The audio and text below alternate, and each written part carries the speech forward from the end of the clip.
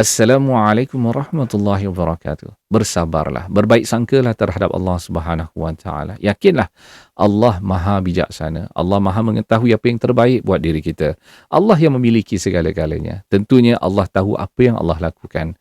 Kita mungkin tertanya-tanya kenapalah ini, kenapalah itu, kenapa peperangan terjadi, kenapa ada porak-peranda, kenapa Islam kelihatan ditindas, kenapalah kita diejek-ejek, dimalukan, kenapa agama kita dipermain-mainkan dan sebagainya. Tapi kalau kita jujur, kita lihat walaupun semua ini terjadi, semakin ramai bilangan umat Islam. Bertambahnya kebangkitan Islam perlahan demi perlahan kita dapat lihat. Walaupun negara-negara Islam diserang, tapi hari ini pelarian-pelarian itu menjadi pendakwah.